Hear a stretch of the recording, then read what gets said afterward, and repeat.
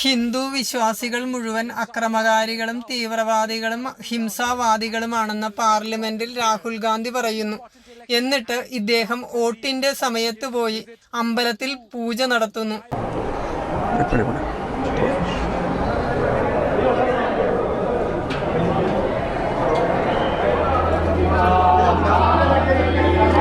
ഏത് തരത്തിൽ പെടുന്നു എന്ന് നിങ്ങൾ തന്നെ തിരിച്ചറിയുക. അതുകൂടാതെ മുസ്ലിം പള്ളിയിൽ പോയും പ്രാർത്ഥന നടത്തുന്നു. ഇത് യഥാർത്ഥത്തിൽ പാർലമെന്റിൽ ജയിപ്പിച്ചു വിട്ട കുമ്പിടിയാണ്. യഥാർത്ഥത്തിൽ കുമ്പിടിയുടെ റോളാണ് ഇദ്ദേഹം ഇപ്പോൾ വഹിച്ചുകൊണ്ടിരിക്കുന്നത്. ഭാരതത്തിന്റെ പല ഭാഗത്തും തീവ്രവാദ പ്രവർത്തനങ്ങളും ബോംബ് സ്ഫോടനങ്ങളും നടന്നിരുന്നു. ഇതിൽ അനേകായിരങ്ങൾ മരണപ്പെടുകയും ചെയ്തിരുന്നു. ഇതിൻ്റെ എല്ലാം പിന്നിൽ യഥാർത്ഥത്തിൽ മുസ്ലിം തീവ്രവാദികളും മുസ്ലിം സമുദായങ്ങളും തന്നെയായിരുന്നു. അതിനെ ഒന്ന് വിമർശിക്കാൻ രാഹുൽ ഗാന്ധിക്ക് ഇന്നേ വരെ കഴിഞ്ഞിട്ടില്ല.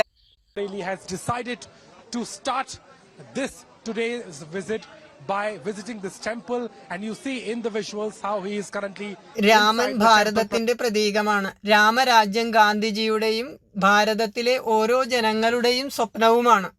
രാമരാജ്യത്ത് രാമന്റെ ക്ഷേത്രം പണിതിട്ട് രാഹുൽ എന്തുകൊണ്ട് അങ്ങോട്ട് തിരിഞ്ഞു നോക്കിയില്ല എന്ന യാഥാർത്ഥ്യം നിങ്ങൾ മനസ്സിലാക്കണം. അതുമാത്രമല്ല, രാമക്ഷേത്രം പണിതിട്ട് അതിന് ചോർച്ചയുണ്ടെന്നുള്ള ഒരു അപഖ്യാതി കൂടി രാമക്ഷേത്രത്തെക്കുറിച്ച് പടച്ചുവിട്ടതും ഈ രാഹുലിൻ്റെ തലയിൽ നിന്നുദിച്ച ടൂൾ കിറ്റ് തന്നെയാണ്. അത് ഹിന്ദുക്കളെ മൊത്തത്തിൽ അപമാനിക്കുന്നതായിരുന്നു. നെഹ്റു ഭാരതത്തിൻ്റെ പ്രധാനമന്ത്രി ആയ ശേഷം 1959 സെപ്റ്റംബർ 19 കാബൂളിലെ ബാബർ എന്ന കാട്ടറബിയുടെ ശവകുടീരം സന്ദർശിച്ച് പ്രാർത്ഥന നടത്തിയിരുന്നു. ഇത് ഭാരതീയരെ ഉന്മൂലനാശനം ചെയ്യുന്നതിന് വേണ്ടിയായിരിക്കണം. കാരണം ബാബറിൻ്റെ ലക്ഷ്യം മുഴുവൻ ഭാരതീയരായ ഹിന്ദുക്കളെ മുഴുവൻ കൂട്ടക്കൊല ചെയ്താണ് പരിചയം. അപ്പോൾ അതിനുള്ള അവസരത്തിന് വേണ്ടിയായിരിക്കണം നെഹ്റുവും അവിടെ ചെന്ന് പ്രാർത്ഥിച്ചത്. അയോധ്യയിലെ രാമക്ഷേത്രത്തിൽ ഹിന്ദുക്കൾക്കും ആരാധന നടത്തുവാനുള്ള സ്വാതന്ത്ര്യമുണ്ടെന്ന് ആദ്യമായി അതിന് അവകാശവാദം ഉന്നയിച്ച ആലപ്പുഴ കൈനഗിരി സ്വദേശിയായ കെ നായരെ സിവിൽ സർവീസിൽ നിന്ന് സസ്പെൻഡ് ചെയ്യിച്ചതും നെഹ്റു തന്നെയായിരുന്നു. നെഹ്റുവിന് യഥാർത്ഥത്തിൽ കടപ്പാട് മുഴുവൻ ഈ കാട്ടറബി ആയ ബാബറോട് തന്നെയായിരുന്നു. 1968 ഇന്ദിരാഗാന്ധി പ്രധാനമന്ത്രി ആയപ്പോൾ അഫ്ഗാനിസ്ഥാനിൽ പോയി ശവകുടീരം സന്ദർശിച്ച് പ്രാർത്ഥന നടത്തിയിരുന്നു. നെഹ്റുവിൻ്റെ കുടുംബത്തിന് ഈ കാട്ടറബിയുടെ കുടുംബവുമായി എന്തോ അവിഹിത ബന്ധമുണ്ടെന്നുള്ള കാര്യം വ്യക്തമാണ്. 1976 രാജീവ് ഗാന്ധി ശവകുടീരം സന്ദർശിച്ച് പ്രാർത്ഥന നടത്തി. അതിനുശേഷം 2005 രാഹുൽ ഗാന്ധിയും ഇവിടെ ശവകുടീരത്തിൽ പോയി പ്രാർത്ഥന നടത്തിയത് മൻമോഹൻ സിംഗിൻ്റെ കൂടെയാണ്. അതായത് അധികാരമേൽക്കുമ്പോൾ ഇവർക്ക് ശവകുടീരം സന്ദർശിക്കണമെങ്കിൽ അവരുമായി എന്തെങ്കിലും ബന്ധമുണ്ടായിരിക്കണം.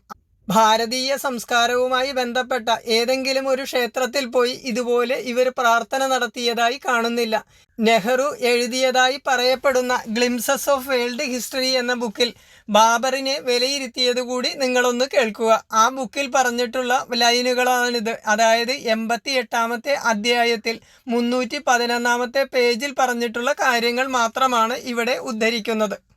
Babar was one of the most cultured and delightful person one could meet. There was no sectarianism in him, no religious bigotry, and he did not destroy as his ancestors used to do. He was devoted to art and literature and was himself a poet in Persia.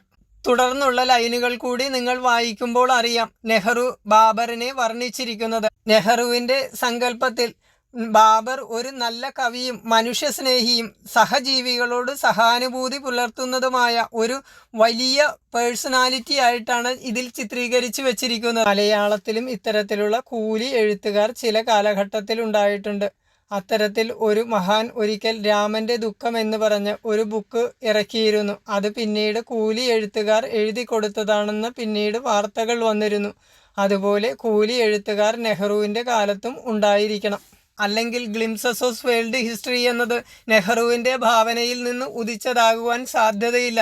നെഹ്റുവിൻ്റെ സങ്കല്പത്തിനനുസരിച്ച് ആരോ കൂലി എഴുത്ത് അന്നും നടത്തിയിട്ടുണ്ടായിരിക്കണമെന്ന് ഈ book വായിക്കുമ്പോൾ നമ്മൾക്ക് തോന്നുന്നത്. അതായത് ഭാരതീയ സംസ്കാരവുമായി യാതൊരു ബന്ധവുമില്ല ഇതിന്. എന്തെങ്കിലും ചരിത്രബോധമുള്ളവർ ഇത്തരത്തിലൊരു ചരിത്ര പുസ്തകം എഴുതുമെന്ന് തോന്നുന്നില്ല. നെഹ്റുവാണ് ഇന്ത്യയെ തന്നെ കണ്ടെത്തിയത്. നെഹ്റുവിനു മുമ്പ് ഭാരതം എന്ന ഒരു രാജ്യമുണ്ടായിരുന്നില്ല. നെഹ്റുവാണ് ഭാരതത്തെ കണ്ടെത്തി തന്നതും പിന്നീട് ഭരണകർത്താവായി തീർന്നതും. അങ്ങനെയാണ് കോൺഗ്രസിന്റെ കുടുംബ സ്വത്തായി തീർന്നത് ഈ ഭാരതമെന്ന രാജ്യം.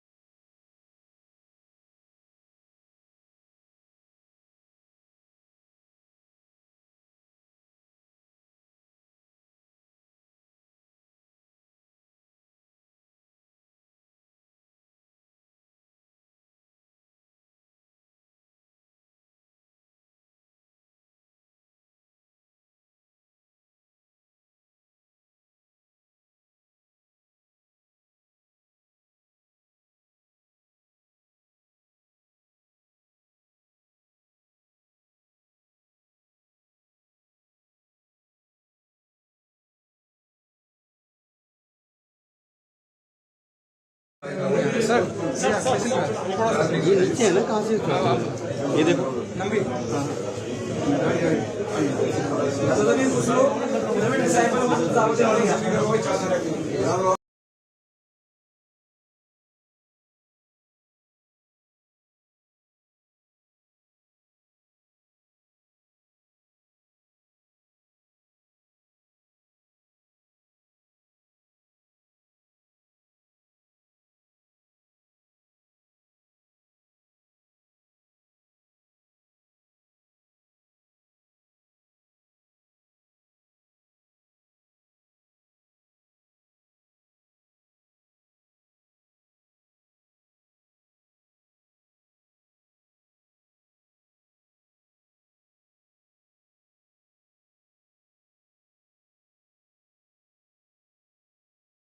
അങ്ങനെ ഉണ്ടെങ്കിൽ പ്രേക്ഷകരൊന്ന് കാണിക്കാം.